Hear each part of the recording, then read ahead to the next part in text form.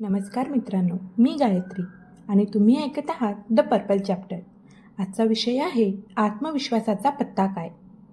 स्वतःला ओळखणं, आपले विचार समजून घेणं हाच खराखुरा आत्मविश्वासाचा पाया आहे. मला आत्मविश्वास पाहिजे, पण कुठं मिळेल हा आत्मविश्वास? या प्रश्नाला काय उत्तर द्यायला पाहिजे? कुठल्या दुकानात मिळेल? शाळेमध्ये मिळेल? पुस्तकांमध्ये मिळेल? आत्मविश्वासाचा पत्ता काय? सर्वसाधारणपणे या प्रश्नासाठी एकच उत्तर दिलं जातं, ते म्हणजे आत्मविश्वास हा स्वतःच्या विचारांमध्ये असतो. हे वाक्य अतिशय बरोबर आहे. आत्मविश्वास हा नेहमी स्वतःच्या विचारांमध्ये सापडतो. मग प्रश्न येतो की विचारांमध्ये विश्वास कसा तयार करायचा? माझ्या विचारात आत्मविश्वासाचा जन्म कसा होईल? कित्येक जण सांगतात, एखादं कार्य करायचं म्हटलं की माझ्या मनात नकारात्मक विचारच तयार होतात. हे माझ्याकडून होईल का? मी हे कसं करू? चुकलं तर काय होईल? अशा लोकांना विचारात आत्मविश्वास कसा तयार करायचा हा मोठा प्रश्न असतो. मी एक असा मुलगा पाहिला आहे ज्याला सांगितलं गेलं होतं की रोज सकाळी उठल्यानंतर माझ्यात आत्मविश्वास आहे असं रोज 25 वेळा लिहत जा. वर्षभर त्याने मनापासून वाक्य लिहिली, अगदी घोटून घोटून लिहिली, पण त्याच्या आत्मविश्वासामध्ये, देहबोलीमध्ये, त्याच्या वागण्यामध्ये कुठेही फरक दिसला नाही. असं का झालं असेल?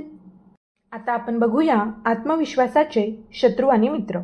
यासाठी आपल्याला हे समजून घ्यायला हवं की आत्मविश्वासाचे शत्रू कोणते आणि आत्मविश्वासाचे मित्र कोणते. हेही समजून घ्यायला हवं की कोणत्या घटनांमुळे आपल्यातला विश्वास वाढतो आणि कोणत्या घटनांमुळे आपला विश्वास कमी होतो. आपले विचार स्वतःवरचा आत्मविश्वास कमी किंवा जास्त करतात. विचारांमध्येच शक्ती आहे, विचारांमध्येच सामर्थ्य आहे. ज्यांचे स्वतःविषयी विचार दृढ असतात त्यांचं कार्य हे आत्मविश्वासपूर्वक असते, परंतु ज्यांच्या विचारांमध्ये स्वतःविषयी डळमळीतपणा असतो त्यांच्या कार्यामध्येही तोच डळमळीतपणा असतो. असे लोक कार्य करताना समोरचा जसा सांगेल त्यानुसार कार्य करतात. त्यात स्वतःच्या मतांना, स्वतःच्या विचारांना ते महत्त्व देत नाहीत. कोणतेही कार्य करताना त्या कार्याच्या अगोदर स्वतःला प्रश्न विचारा की या कार्यामध्ये मला माझं बलस्थान वापरता येईल का? त्यासाठी मला माझी बलस्थानं माहिती आहेत का? यशस्वी लोक जेव्हा कार्य करतात त्यावेळेस त्यांच्या बलस्थानाचा ते वापर करतात. त्यांना याची संपूर्ण जाणीव असते की त्यांचे सामर्थ्य हे त्यांच्या बलस्थानात आहे. या जगात प्रत्येक व्यक्तीचं बलस्थान वेगळं असू शकतं. अनेकदा लोकांना त्यांची बलस्थानच कळत नाहीत. हे न समजल्यामुळे शक्ती, सामर्थ्य असून देखील त्यांच्या पदरी अपयश पडतं. अपयशी होणं हे अजिबात वाईट नाही, पण बलस्थानं न कळाल्यामुळे, त्याचा योग्य वापर न झाल्यामुळे मिळालेलं अपयश हे सर्वात मोठं अपयश आहे. एका कंपनीच्या सीईओकडे प्रचंड आत्मविश्वास होता. मी कुठलंही काम करू शकेन हाच भाव नेहमी त्याच्या देहबोलीत असायचा, चेहऱ्यावर असायचा. त्याच्या डोळ्यांमध्ये लोकांना कायम आत्मविश्वास दिसायचा. त्याला विचारलं की तुझ्यामध्ये आत्मविश्वास कुठून येतो? तो म्हणायचा, माझ्या विचारांमध्ये आत्मविश्वास आहे. जीवनामध्ये ज्याला आत्मविश्वास मिळवायचा आहे त्याने त्याच्या विचारांमध्ये आत्मविश्वास मिळवायला हवा. ज्याला आत्मविश्वास मिळवायचा आहे तो त्याने त्याच्या विचारांमध्ये, त्याच्या कार्यामध्ये, त्याच्या बोलण्यामध्ये दाखवायला हवा. वरवर बघता कुणालाही हे म्हणणे पटेल. काही वेळाने त्याच्या कंपनीमध्ये एक शेतकरी आला. शेतकरी येतानाच घाबरलेला. कुणाशी बोलू, कसं बोलू हे प्रश्नचिन्ह त्याच्या चेहऱ्यावर दिसत होतं. कुठल्याच बाजूने शेतकऱ्यात आत्मविश्वास दिसत नव्हता. त्या शेतकऱ्याला वर बोलावलं गेलं. पहिल्या मजल्यावर चढताना शेतकऱ्याला घाम फुटला होता. केबिनच्या आत बोलावल्यावर तो शेतकरी थरथर कापत होता. त्या सीईओला विचारलं, तुझ्यामध्ये शेतकऱ्यापेक्षा नक्कीच जास्त आत्मविश्वास आहे. तू कुठलंही काम करू शकतोस. सीईओ म्हणाला, हो, नक्की करू शकतो. हा शेतकरी काय चीज आहे? शेतकऱ्याच्या वेशभूषेकडे बघत सीईओ सहज म्हणून गेला. त्यानंतर मात्र त्या शेतकऱ्याला व त्या सीईओला दोघांना सांगितलं की ऑफिसच्या खाली जा. ऑफिसच्या बाजूला एक शेत आहे, मोकळं रान आहे. त्या रानात 2 बैल बांधले होते. त्या दोघांना सांगितलं की तुमच्यापैकी प्रत्येकाने त्यातला एक बैल जिथे आहे तिथून 20 फूट पलीकडे नेऊन बांधायचा आहे. दोघं खाली गेले. आता खाली जाताना मात्र सीईओच्या चेहऱ्यावर प्रश्नचिन्ह आलं होतं. शेतकरी मात्र भराभरा उतरून खाली गेला. बैलासमोर जाताच सीईओ बैलाकडे स्वतःच्या हातातल्या बॅगेकडे, कपड्याकडे बघायला लागला. बैलाला कसं धरावं हा प्रश्न त्याला पडला होता. शेतकरी मात्र पटकन पुढे गेला. त्याने बैलाचा कासरा व्यवस्थित धरला. बांधलेल्या बैलाला सोडवून घेतलं. सांगितलेल्या ठिकाणी जाऊन बैलाला व्यवस्थित बांधलं. बैलाला बांधताना त्याने बैलाच्या पाठीवर थापण मारली आणि परत चालत आला. शेतकऱ्याचं वागणं, बोलणं, त्याचं चालणं, त्याची देहबोली सांगत होती की त्याच्याकडे प्रचंड आत्मविश्वास होता. हा सीईओ बैलासमोर गेला. बैलाने थोडीशी शिंग हलवली. हा घाबरून पटकन मागे आला. अनेक प्रयत्न करून सुद्धा तो सीईओ बैलाच्या जवळ देखील जायला तयार झाला नाही. या दोन्ही प्रसंगात काय झालं? कुणी म्हणेल शेतकऱ्यासाठी ते काम करणं सोपं होतं, कारण ते रोजचं काम होतं. सीईओने आयुष्यात कधी बैलाला धरलंच नाही, मग तो हे काम कसं करू शकेल? त्याचा हा आत्मविश्वास या कामात दिसणारच नाही. मॅनेजमेंटचा अभ्यास करणाऱ्या मुलांना ही केस स्टडी जेव्हा दिली त्यावेळेस त्यांच्यासमोर प्रश्नचिन्ह होतं. सगळ्यांचं म्हणणं पडलं, बरोबर आहे, शेतकऱ्याला आत्मविश्वास येणार कारण ते त्याचं रोजचं काम आहे. मग याचा अर्थ? मी त्यांना म्हटलं की जे आपलं रोजचं काम आहे ते केलं पाहिजे, जे आपलं काम नाही ते करायला नको का?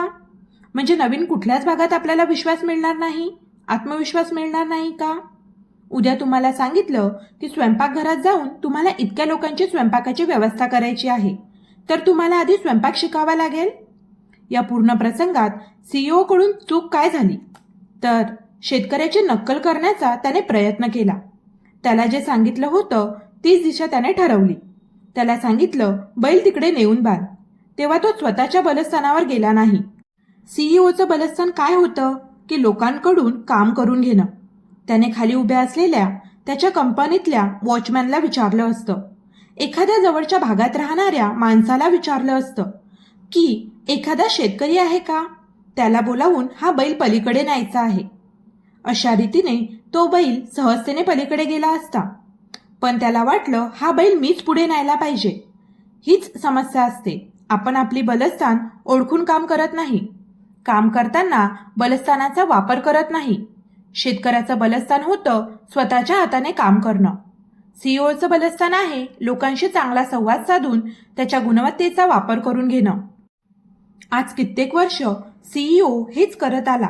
कुठलाही अधिकारी, मॅनेजमेंटचा मुख्य स्वतः हाताने काम करत नाही, पण त्याची क्षमता असते, त्याचं बलस्थान असतं समोरच्यांकडून काम करून घेणं. समोरच्याची कामं करायची पद्धत, त्याचं कसब जाणून त्याप्रमाणे त्याला काम देणं. हे ज्याला समजतं की माझी गुणवत्ता कशात आहे, माझं बलस्थान कशात आहे, त्याला हेच काम वेगळ्या पद्धतीने करता येतं. आत्मविश्वास कुठे असतो तर आपल्या बलस्थानात असतो. त्यासाठी आपली बलस्थानं ओळखणं आवश्यक असतं.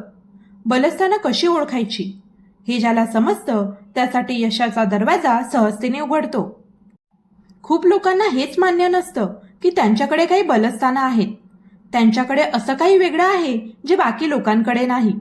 कित्येक जण या भ्रमात असतात की मी सर्वसामान्य आयुष्य जगतो, मी सर्वसामान्यासारखाच आहे. खरं तर प्रत्येक जण हा असामान्य आहे, पण मी असामान्य आहे हे सामान्यपणे लोकांना कळत नाही. सर्वप्रथम तुम्हाला हे मान्य करायला हवं की तुम्ही सर्वांपेक्षा वेगळे आहात. तुमच्यामध्ये अशी काही बलस्थानं आहेत, स्ट्रेंथ आहेत जी बाकीच्या लोकांमध्ये नाहीत, आणि हे जाणणं हे यशाचं पुढचं पाऊल आहे. ज्या लोकांनी मोठं यश मिळवलं, जे यशावर टिकले, त्यांनी सर्वप्रथम त्यांची बलस्थानं ओळखली, त्यांची ताकद ओळखली. ज्यांना अपयश मिळालं असं वाटतं, खरं तर ते अपयश नसतं. फक्त काही लोकांना शेवटपर्यंत हे कळत नाही की त्यांची ताकद कशामध्ये आहे, त्यांची बलस्थानं कशामध्ये आहे. जिथे त्यांची ताकद नाही, जिथे त्यांची बलस्थानं नाहीत, तिथे जाऊन त्यांनी जर काम केली तर अपयश मिळणारच. जसं मगाशी मी त्या सीईओ विषयी सांगितलं, त्या सीईओमध्ये खूप ताकद आहे, शक्ती आहे, एनर्जी आहे, त्याची बलस्थानं आहेत. पण एका शेतकऱ्यासमोर तो अपयशी ठरला. खरं तर शेतकऱ्यासमोर तो अपयशी ठरला नाही, तो अपयशी ठरला त्याची बलस्थानं न वापरल्यानं. जर तुम्हाला यशावर टिकायचं असेल तर तुम्हाला तुमची बलस्थानं वापरता आली पाहिजेत. त्यासाठी तुम्हाला हे कळलं पाहिजे की तुमचं बलस्थान काय, तुमची ताकद कशामध्ये आहे. आपल्या विचारांमध्येच आपली खरी ताकद लपलेली असते. जेव्हा आपण स्वतःवर विश्वास ठेवतो तेव्हा जग आपल्यावर विश्वास ठेवायला शिकतं. आजचा विचार मनात ठेवा आणि पुन्हा भेटूया पुढच्या भागात द पर्पल चॅप्टर सोबत.